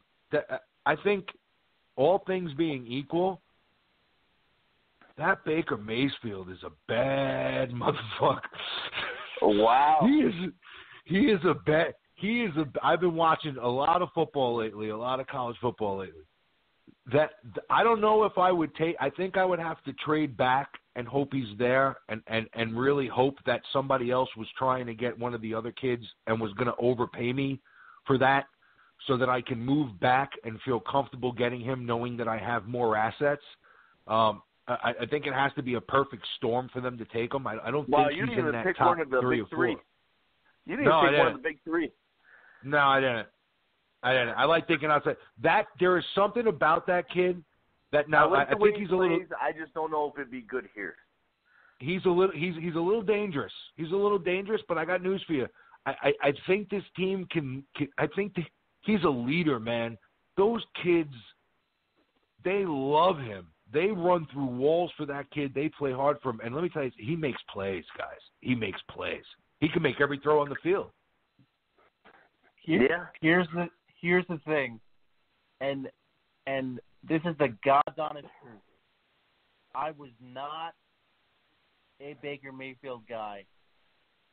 While I think he has talent, he grabbed his nuts. I wasn't a Baker Mayfield guy until I saw 2 things. One, when he grabbed his nuts. Yeah. And 2, because when he got suspended, his teammates brought his jersey out for the coin toss. Yep. I mean, that means your teammates are with you. And quite honestly, it's kind of like, so with baseball and even with football, but more so with baseball, anytime you switch managers, right, you bring in a manager that is not like the manager that was there previously, right? Mm-hmm. And so Eli was this quiet, not quiet, but kind of stoic, measured, always did the right thing, Derek Jeter-esque figure. And if you're looking to bring in someone that's the opposite of that, someone that's maybe a little brash, can make some plays with his feet, can fire up, a stadium, much less an offensive unit, with, a look in his eye, Baker Mayfield's the guy. And I'll be honest with you, after a few seasons, he's the type of guy that could help keep Odell Beckham in check because he's the type of guy that won't take any shit. So maybe that's you need someone with a very if the way that we're going to go is this way. Okay, and there are a lot of questions to be answered here, guys. Stuff that we don't know if Mara is thinking, okay, I need to see Webb for the next guy. You don't know if Mara is thinking, okay, we need to see or make these moves because we're all on the same page moving forward about where this franchise is going for the next decade. We don't know. We have no clue what could possibly be going on behind the scenes and where we're going to be in a month in a month from now, because guys, in 5 weeks it's Black Monday, and that's the day. If you're going to make some chops, that's the day. We got a call coming in. 516. Where you calling from? What's up? Yeah, can you hear me? We can. What's your name? Yeah, how you doing, guys? This is Ozzy. I'm from Hicksville. What's up, boss? What's up, Ozzy? Thank you for calling in. Not a problem. Listen, I was, I feel like there's a death in the family. I swear to God, with whatever happened with Eli. Diehard Giant fan, and you know what, guys? What bothers me is that Mara had his blessing. This wouldn't have happened without his blessing. And it was classist move, very classist move. It was disgusting to a point where, as a Giant fan, and I go back, I'm 44 years old. I've seen this happen to Phil Simms when they did that to Phil Simms, and that was Wellington Mara sort of had a hand in it. And they thought, and it was out of nowhere. Completely. I mean, remember Simms? It was like a summer afternoon, and I remember just hearing the news. Like I remember somebody came out on the porch and was like, "The Giants just cut Simms," and it was just like, "What?" And the reason why they did that was over money. Remember, Ozzy? You remember? Yeah, I remember. They did that to Phil Simms, and then you remember how we had dark ages for almost 15 years till Kerry Collins came along, and then you know the rest. But guys, I have a feeling that Mara and the Tish, their stamp is all over it. They got their hands in there. They know all about it. And what really ticks me off is you mention a guy. You know what? Just say, if I could see Webb coming in and playing, I could deal with it. But just the fact that you're telling me, and as a New Yorker, as a football fan, I've seen Geno Smith. I don't have to. I don't have to watch Geno Smith anymore. I know what he's about. Yeah. That's the hard part to swallow and all that. Right. You're telling me he's your better answer. You're trying to win games, and you're going to go over, or you're going to go with Geno Smith over a two-time Super Bowl champion Eli Manning. I mean, I'm not buying it. So either they're trying to tank it, and they're trying to get a higher draft pick, so then because we know 49ers already have Garoppolo. We already know he's not, they're not going after a quarterback. They're probably going to have a high draft. They're going to Giants are probably looking at second or third, and they trying to get a quarterback, which I'm all for it. Look, listen, Eli's getting up there. But I swear to you guys, man, I thought as a Giant fan the classiest move would have been that you let them play out. Eli Manning goes into his retirement. He retires as a Giant. You let it play out. You see what this kid is about now, because there will be games that will be at halftime. We'll be getting blown out. So you find out what Webb is about. You move on to a new quarterback. Once Eli is ready to go, you got a quarterback on your bench. And don't forget, Eli is only going to be making $14 million next year, which is a bargain for a quarterback, I'm with you. I think the ship has sailed on Eli Manning. I think the writing's on the wall. Ozzy, he's going to go, we got another caller coming in. The lines are blowing up tonight. I don't want to keep him on hold for so long. Hold on for a minute. Ozzy made a lot of good points. We got another caller calling in, 703. Where you calling from? What's your name? What's up? Hey, what's going on, man? It's Gutter out here in Redskins country, Ashburn, Virginia. Hey, what's up, boss? Thanks for calling in.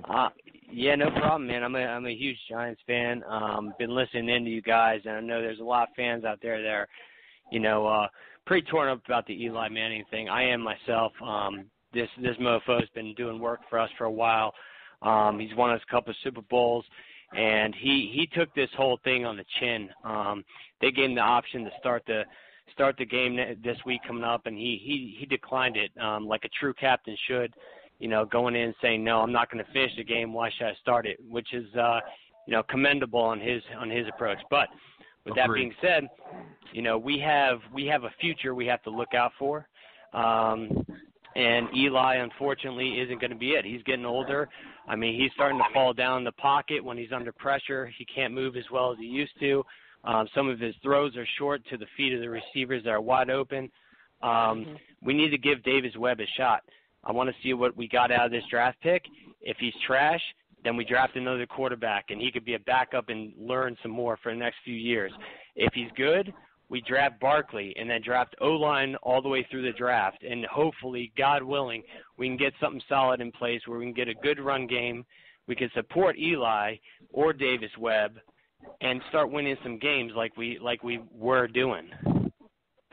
Yeah, and thanks for the call, Gutter, man. You guys, Gutter, Ozzy, we got you on mute, so if you want to hang around, we can bring you back. Guys, what are your thoughts on some of the things they threw out there? A lot of good points. So I think they shouldn't have never even approached them. They shouldn't even asked him.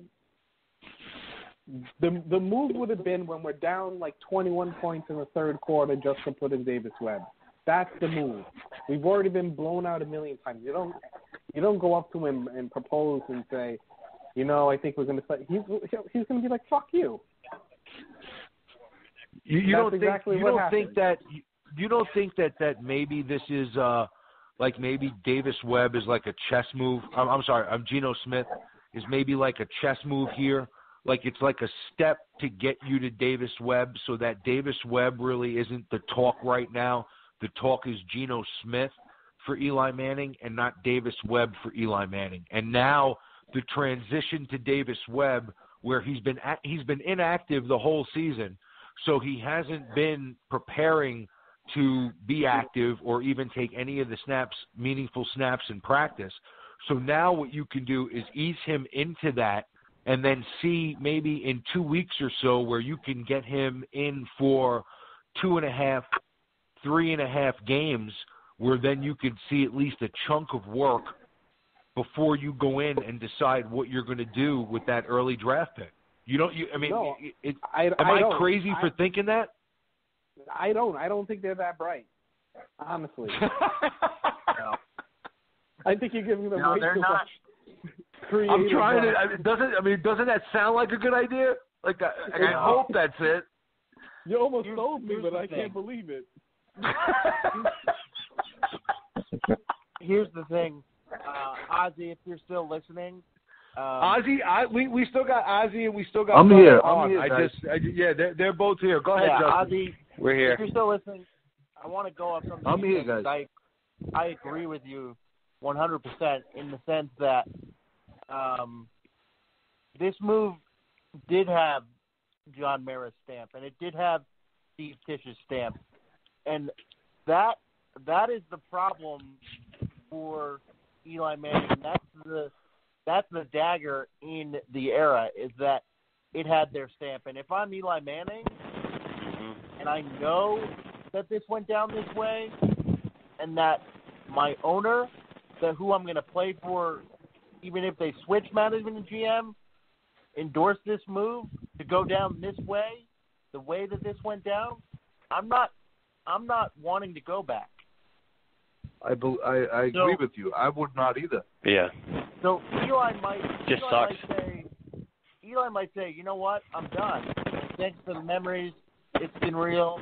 I enjoyed beating Brett Favre on the road in the NFC Championship. I enjoyed beating Aaron Rodgers on the road in the playoffs. And I enjoyed whipping Tom Brady's ass in the Super Bowl. But I'm going to go somewhere where I'm wanted. And I pray to God that this is not a scenario where we had an option to potentially explore a trade with Tom Coughlin, and they didn't do it because they want to stick one last thing to Tom, or however it is that went down, because that thought crossed my mind this afternoon too. You know, that's a really valid point where we don't know what goes on behind closed doors, and you know Coughlin can't really talk about it either. That's something that'll come out maybe 2 or 3 years down the line if that really happened. But that's a great point. You know, did the Giants not want to make the deal with Coughlin because of the fact that they'd be giving Eli to Coughlin, and if they won, they'd show a lot of, you know, humble pie. If that's the truth, if there's any truth to that, we storm the castle. Yeah, but didn't they say that Eli was tied to McAdoo? Isn't that what the deal was? So if Eli's getting the bench, wouldn't be McAdoo getting the boot then? I mean, there is a flip side, guys. There is a flip side to this coin that nobody has considered. And one other thing, somebody mentioned about Eli's trade value. I think that taking him out now, I think what you've done is you've made him a complete martyr. I think, and you've protected him throughout the course of the season. Nobody has seen him with a healthy unit now for a year. Mm-hmm. I think his trade value is very high. I don't think that I think if you, for the right situation, you're talking about you could have him for 2 or 3 years. Yeah, that's a good point. And here's the flip side of that. Here's the flip side. You're guaranteed that he's healthy now. He's not going to take a beating. So you've protected him for the next month, for the last month of the season. And now, like I said, he's a martyr. Everybody, Eli this, Eli, you made Eli, everybody was criticizing Eli and making fun of him a week and a half ago. Now everybody's singing his praises. Right. Mm-hmm. So maybe God from my mouth to Buddha's ears on this one, guys. The flip side of this coin is maybe there's a method to the madness. Maybe they know something we don't know. And maybe that situation is maybe Eli has declined it's not inconceivable to think that the man to some point has regressed between the ages of 34 when McAdoo was the offensive coordinator to now. Mm-hmm. I mean, it's not. I'm 40 years old. Ozzy, you said it yourself. You're 44. I'll tell you right now, there's a big difference. I was playing football. There's a big difference how I felt at 34 between how I felt at 37 to 38. Absolutely. Dude, I feel broken and right I wasn't now, getting hit every goddamn weekend by behemoths. So what if the flip side of the coin is they know something we don't know, and they're looking to sell now and move on? Well, that's why they're in the position they're in, right? I mean, they're in that position because they should know something that we don't know. We can only speculate, right? Yeah, exactly. As much as we want to just, speculate and hope for the best, but they should know. And Jerry Reese comes down to that mofo just getting his shit together and having an eye for talent. If he doesn't have the eye for talent, which I don't think he does because we've had some pretty shitty drafts in the past, we got to get a new GM. And that's a whole different story we can get into. It seems like he has an eye for top-end talent, like first, second-round talent. But when you get into rounds 3 through 7, he's lost. Yep. He's lost. And those are the rounds when you're in a salary cap and you're paying Eli Manning and your quarterback $20 million a year, you have to nail those picks. You have to. Yep. And not every one of them. But over a 3 to 4 year span, you have to find 6 or 7 guys that can contribute on both sides of the ball. You have to, or else you don't have a shot to compete. It's tough. Real tough. Here's something else I want to say about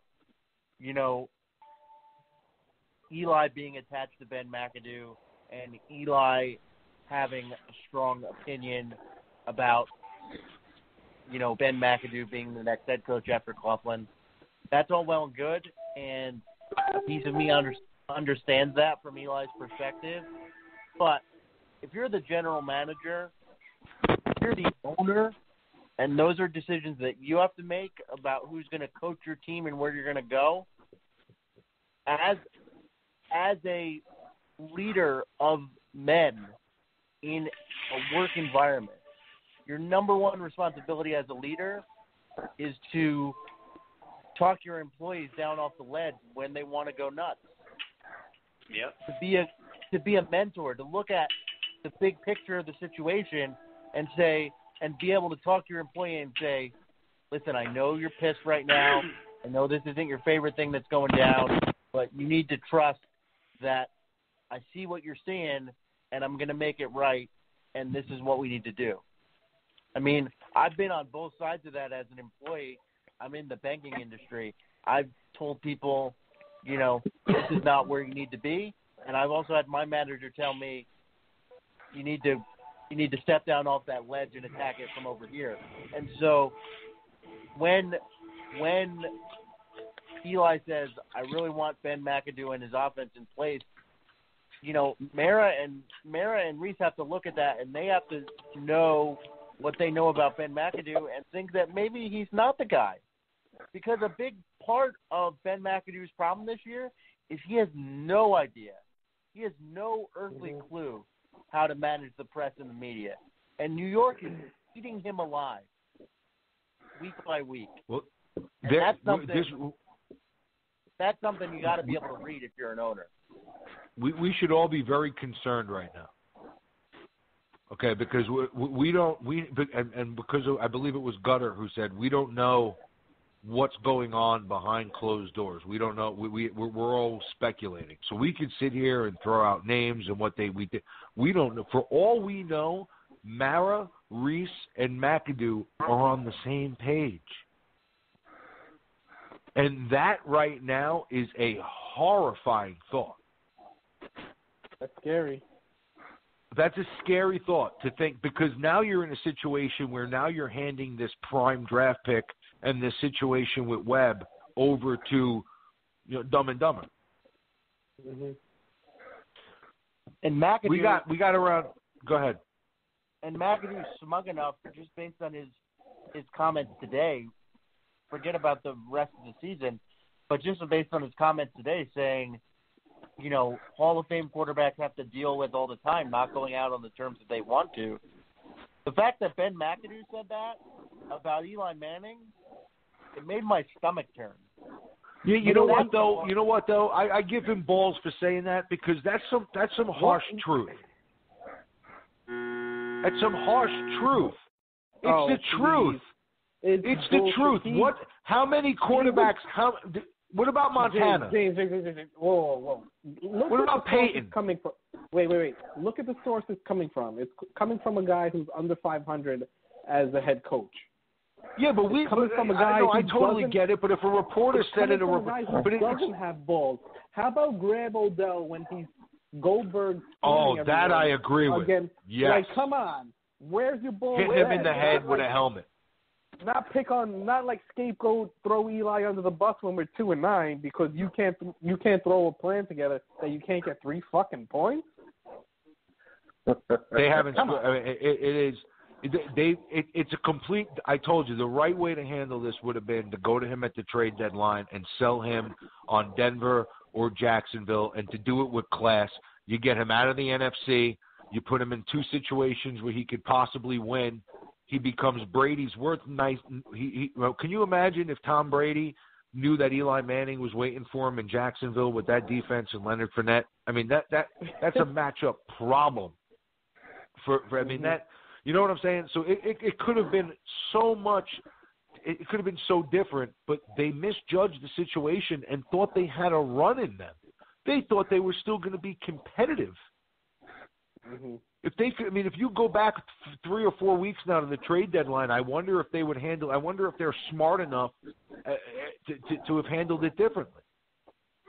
And the question becomes then, guys, is are they on the same page, or is Mara pulling the strings to say the next guys that are coming in to replace you need to see the other younger guys that are on this roster before they make a decision that to draft, one of these quarterbacks that are coming out. And that's exactly what I think is the case. We're not going to know for another month.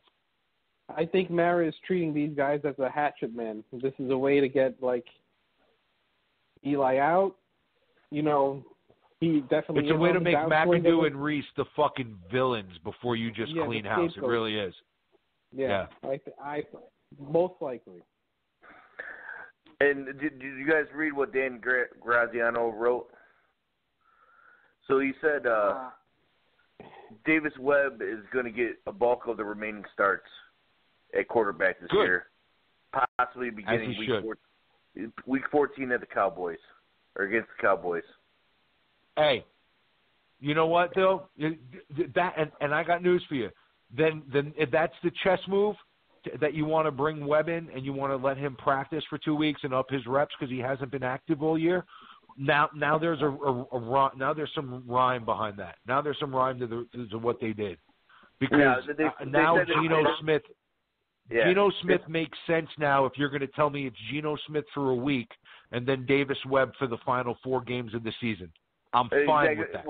What they said was they didn't feel it was fair to throw Davis Webb right into a road game at Oakland with just a few practices. So, that's... Well, I got news for you guys. All of a sudden, Jimmy D's very excited for the last month of this.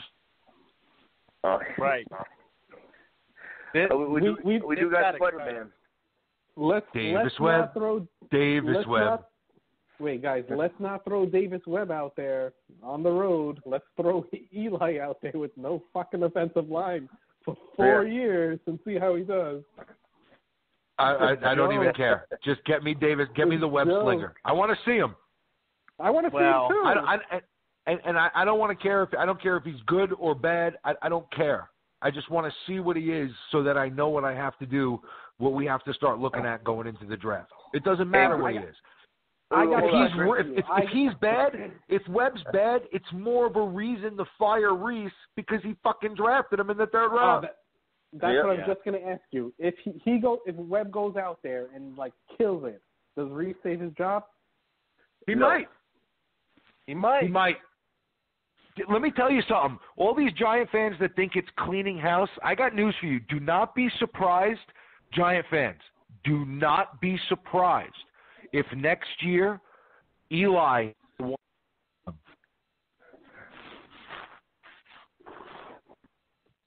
do not be surprised if it's Eli that's the one that's gone and Reese and McAdoo get a chance to do this without Coughlin, without Eli now, and they get the next 3 years to try to build their team. I'm telling you right now, do not be surprised. Well, okay. All right. Here's the thing. Reese. Not saying I agree with it. Just playing devil's advocate. You're telling me that you can't see Mara doing some shit like that? No. If he does, the thing that makes sense, and I can't believe these words are coming out of my mouth, but the thing that makes sense is to keep Reese because Reese won a Super Bowl. Some people say Reese won 2 Super Bowls, because he was so intense. He was so involved. He was integral in building that team. He really was. He was. In building the first team. But I give that to Accorsi at the end of the day. But that second Super Bowl, Reese was the GM. Mm-hmm. And, GMs that win the Super Bowl, they're kind of like quarterbacks that win the Super Bowl. They don't grow on trees, right? So, he might get a pass to say, hey, you can rebuild. You can pick one coach, one more coach, but if you screw it up, you're done. You know what I mean? That's what I can see that too. I mean, I think you can make an argument. I think you can make an argument for any of the 3. Clean house, right? Bring Reese back and say, okay, we boffed the McAdoo signing based on Eli. We're going to go our separate ways from Eli and McAdoo. You get to bring in a coach. We'll free up the money on the cap. Take the $6 million of dead money for Eli for the next year, and move on and save $16 million against the cap moving forward. You do that, and you look to rebuild. I mean, you could see that, and then you could see. I could see them trying to bring fucking McAdoo back with Reese. I really can. Here's the problem. I really can. I got a question problem for with you. McAdoo. Why don't you ask him? his Why don't we call offense. No, we're going to call him. I want to do that. But If you want to call him? I want to say Let's that call the the problem Giants. with McAdoo. Let's call the Giants. Hold on. I'm going to take you through my Thanksgiving evening. All right? I had turkey dinner. Turkey dinner ended about 4:30. I watched the end of the Chargers in Dallas. I'm at my parents' house, and my wife. We're sitting in the living room. My wife says, "I've never seen The Godfather." What? So we watched The Godfather. And you married her? 5:30 to, we watched The Godfather from 5:30 to 9:30. I DVR'd the game because I was like, the season's over and you've never seen The Godfather, so we're gonna watch The Godfather. Right? Yeah, at that point, priorities. Go ahead. Yeah. Then I'm so The Godfather ends, right? And I'm thinking, I have the first half on DVR, but they're just downright horrible. I'm going to look at the score and see if it's even a first half that I want to watch on the DVR or if I can just pick this up live at halftime. And it's 0-0. So I'm like, I'm not watching that dumpster fire, right? So I turned it on. I turned it on live, and you know what my reward was for turning it on live? You know what it was, gentlemen? 1 first down in an entire half of football that I watched. And what I'm going to say to you all is that me, Marco, Jimmy, and the guy that got blown up by a girl, we could get 1 first down in a half of football. I know I could, yeah. All right, hold on. Let me dial. Ben McAdoo, like the strategy. 9 a.m. to 5 p.m., Monday through Friday. Oh, here we go. For information on becoming a Giants PSL holder, please dial 1-877-694. Press 1 for general manager, scouting, salary cap. Oh, my Press God. 2 for the head coach. Press 3 What? for assistant coaches and player development. What? Hit What do head you want to coach. do? Press 1 for general manager, Hit scouting, 2. Head coach? Go to Reese. Go to Reese. Go to Ben, Reese. shut it down. for the head coach. Go to Reese. Press Go to 3 Reese. for assistant coaches and player Go development. 1. I'm going 2. Who, is this McAdoo? Wait while Yes. I transfer your call. We're going This McAdoo? extension is no longer valid. Please Oh, dial 0 for what a further cock- assistance. what a cock The main tease. switchboard Yes. is 201-935-8111. Thank you. Record your message got at fired. the tone. When you are finished, Yep. hang up or press pound for more options. Ben, it's James from over at Bleedbigblue. The other guys are here too. Justin, Tim, Marco, say hi. What's Hey, up, what's Ben? going on, Ben? How you Yeah, doing, Ben, buddy? we know it's been a rough day, but we're here for you in any way, shape, or form.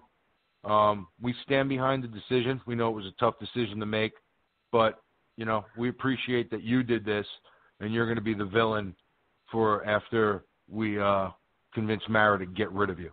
So it's been a pleasure, guys. Say goodbye to Ben. Ben, I Ben. just want to say goodbye, and you have a worse record than Ray Hanley. Yeah, and keep in mind, Ben, that a guy that got blown up by a linebacker that was a girl just said that to you. Yes. I got perspective. cut off. Let's try that. You want to try to call them again? You call Jerry. Call Jerry. Can we call Jerry? Yes. Yeah, let's call. Let's get Jerry on the call line. Jerry. Jerry. Let me get Jerry Jerry. on the line. Hold on. Jerry, is that you? Jerry, it's Kramer, Elaine, and George. There's a Seinfeld reference for you younger kids. Yeah, seriously. Who? 9 a.m. to 5 p.m., Monday through Friday. Oh, here we go. For legit. information on becoming a Here we go. Giants PSL holder, please dial 1-877-694-2010. They should never give us this phone number. PSL holder. Who would pay to see this fucking product right now? Please press 1 now. Nope. Press 1 for general manager, scouting, Oh. salary cap. Press 2 for the head coach. Press That's 3 1. for assistant coaches and player development. So we're going 1, right? We're going 1. Yeah, 1. 1 for general manager. Wait while I transfer your call. Well, you know he's not working overtime. Holy shit. Can you imagine if he picked up Jerry Reese?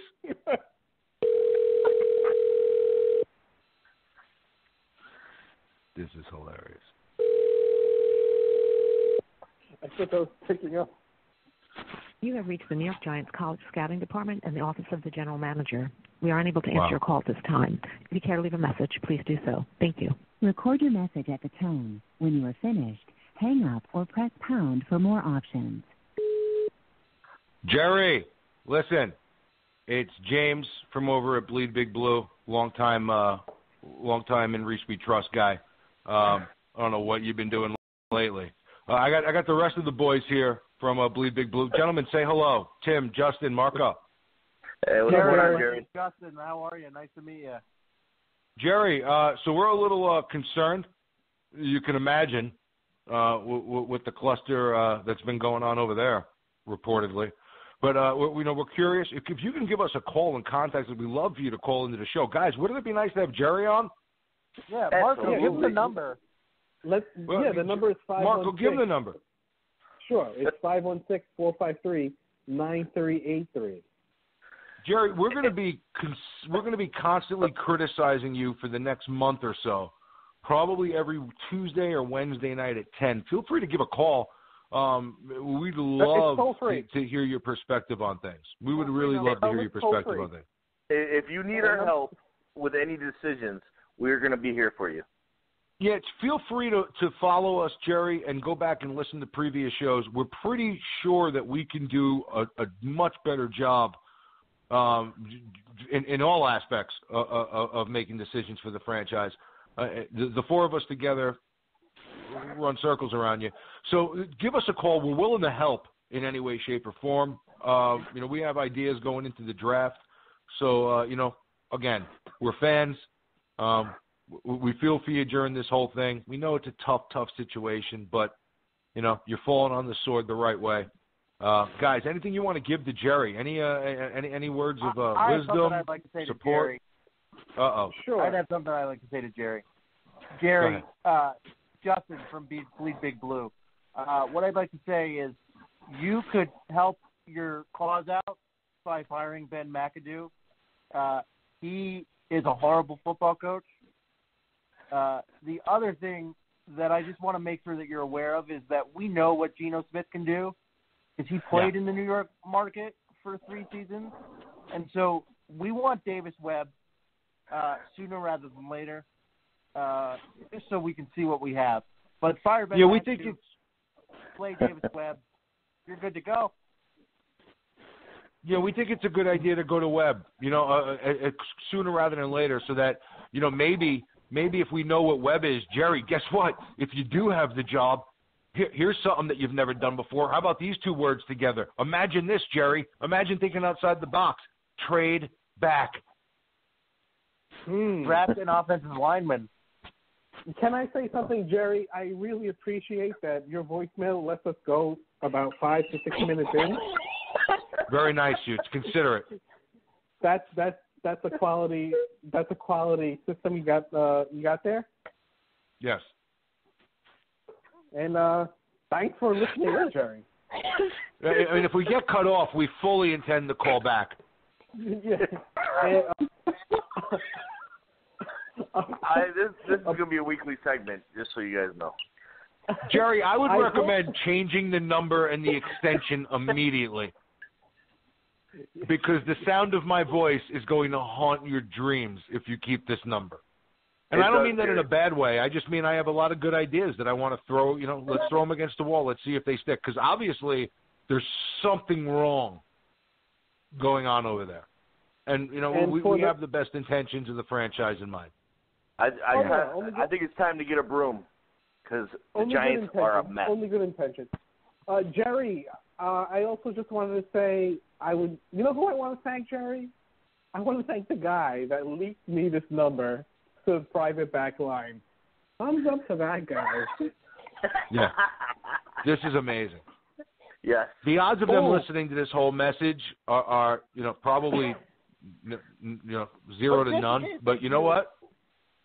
Jerry, if you want to listen to us, we're going to be calling the assistant coaches as well, leaving them some messages on the player development side. Oh, yeah. We have a couple of thoughts on trading back, maybe targeting Baker Mayfield later on in the first round, trading back and acquiring picks to maybe drafting a linebacker. I don't know. We're trying to think outside the box. For a recording. Finish your recording after the tone. Wait, what? Hold on. Oh, and don't ever, Jerry, do me a favor. Make a change immediately. The next time that machine cuts me off, I'm going to get very upset. I was Jerry, mid-thought. I had great ideas. You have reached the maximum length for a recording. To send this message, press pound or hang up. To play it, 3. Your message has been sent. If you would like to try an extension, you may do so now.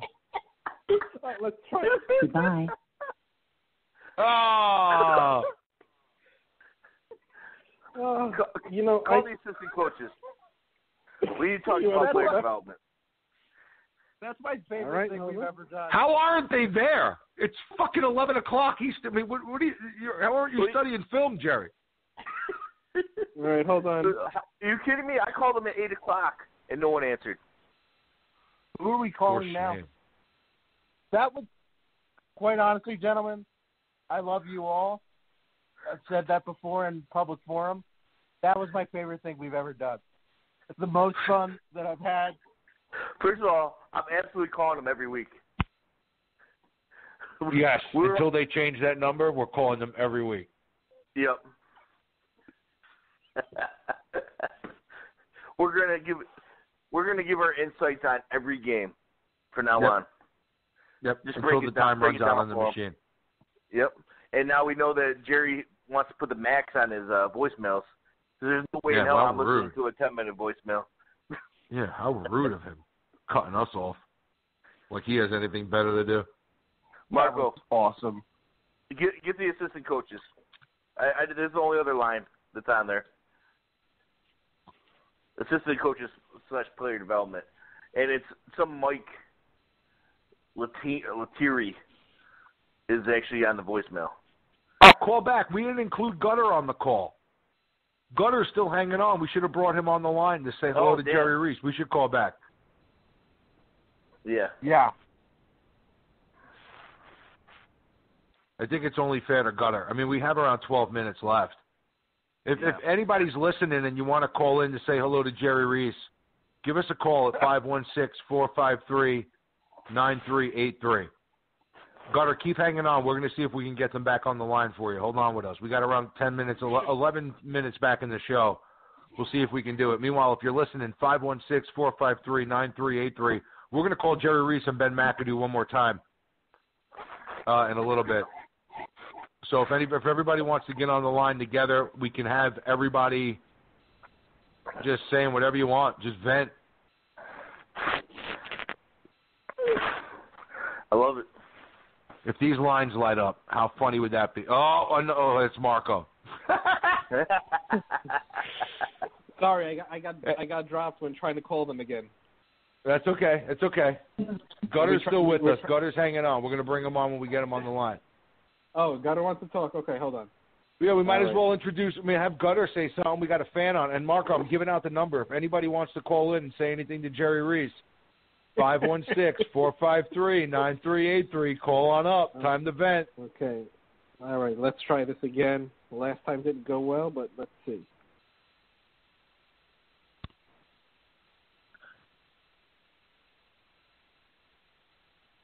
So 9 a.m. to 5 p.m., Monday through Friday. Gutter, you with us? On becoming a Giants PSL holder, I'm here. Please dial Gutter, make sure you spread our website and tell them how awesome we are. 694-2010.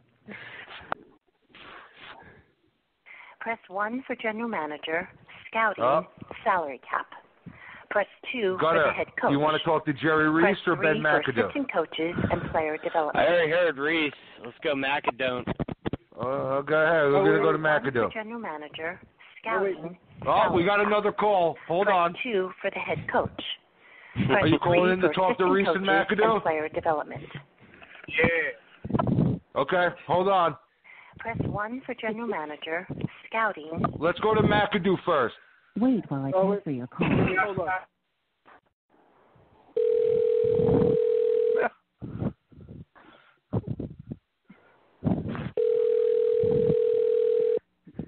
Guys, you're all live. We can all hear you. You're not muted, so feel free to just, say whatever comes to heart. Don't curse. Yeah, don't curse. The New York Giants College Scouting Department and the Office of the General Manager. We are unable to answer your call at this time. If you care to leave a message, please do so. Thank you. Record your message at the tone. When you are finished, Jerry. hang up or press pound for more options.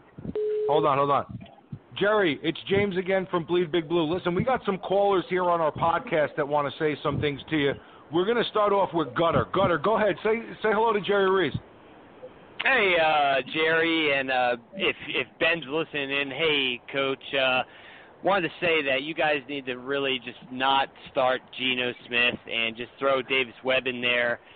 Let's see what he's got before we get into the draft so that we can go in confident in our picks and knowing what the hell we're going to do and what we're going to get. On a side note, I'm down here in Redskins country in Ashburn, Virginia, and the tickets for the Thanksgiving game were $7 for anybody that wanted to come, and that's free parking. You guys got to provide better material to put out there on the field because, you're really doing yourselves an injustice just throwing some trash out there like that. That O-line's got to get fixed. That's the core of the offense. If that's not fixed, then we're in trouble for a while. I love it. Yep, a lot of good points, Gutter. We got another caller. Caller 516. What's your name? You're talking to Jerry Reese, Giants front office. Okay. My name's Derek. I just gonna keep it short and sweet. Get him. What the hell do you see in Geno Smith?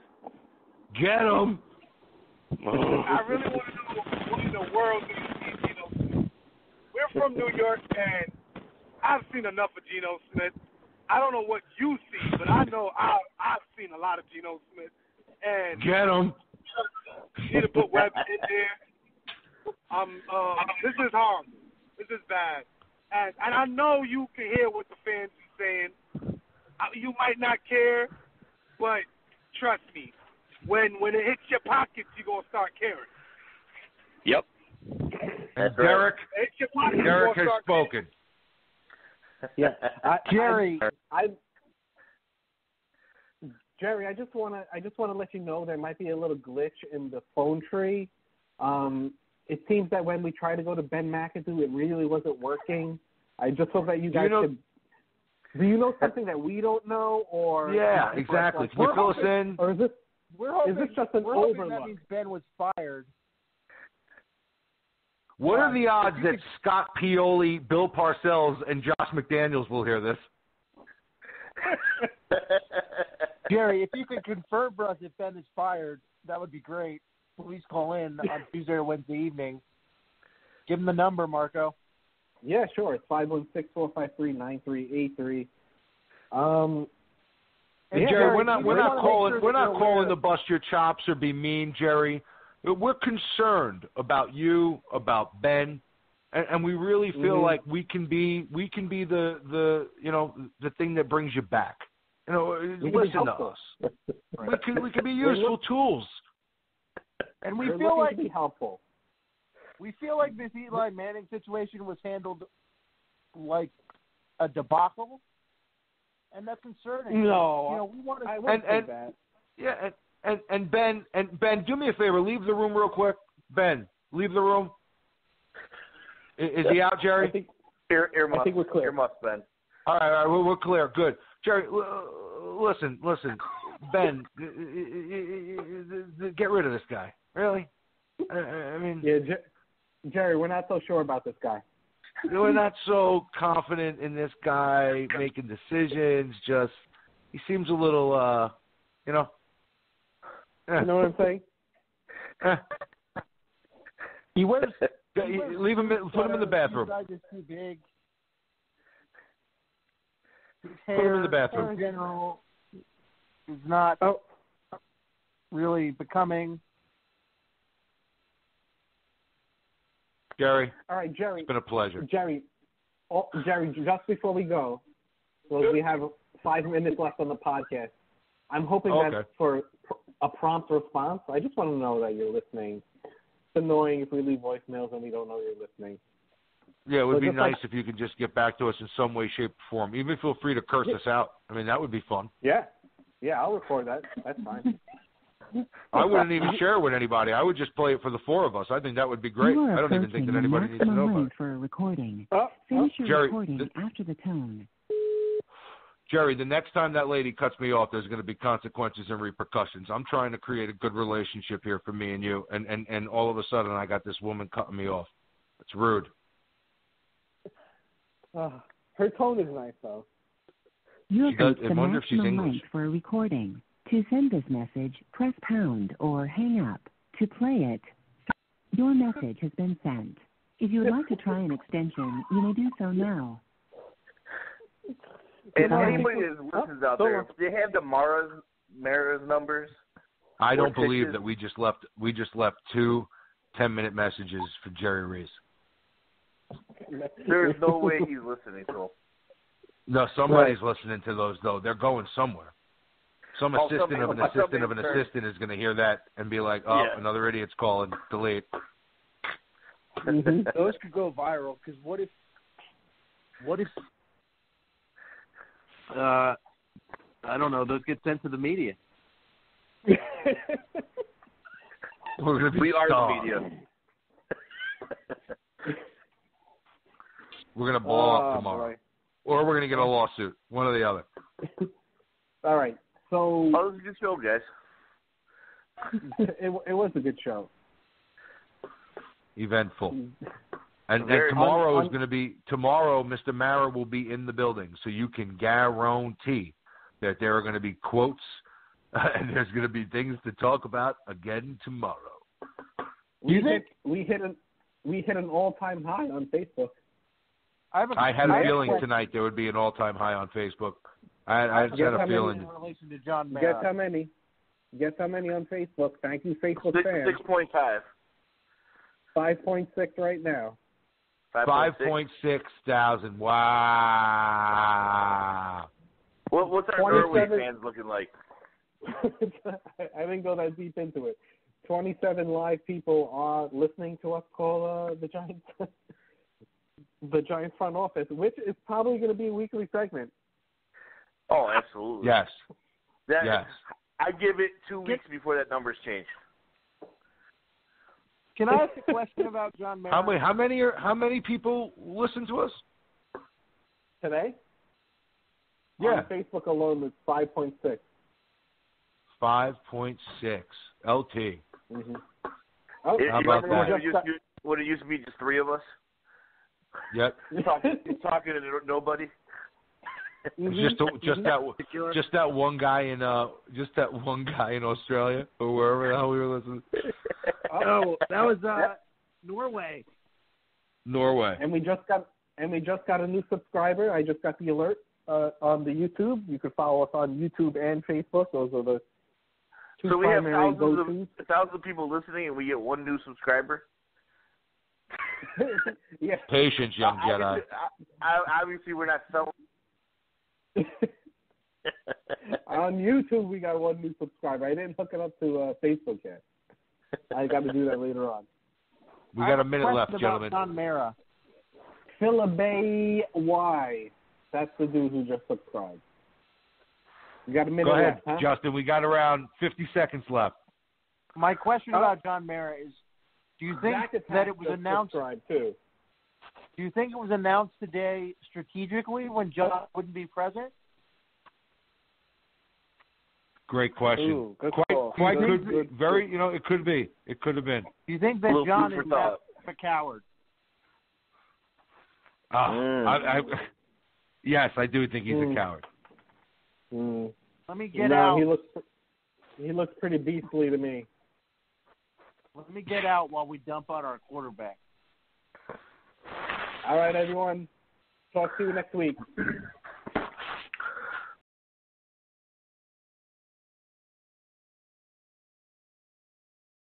Later, guys. Gary Reese, we'll talk to you next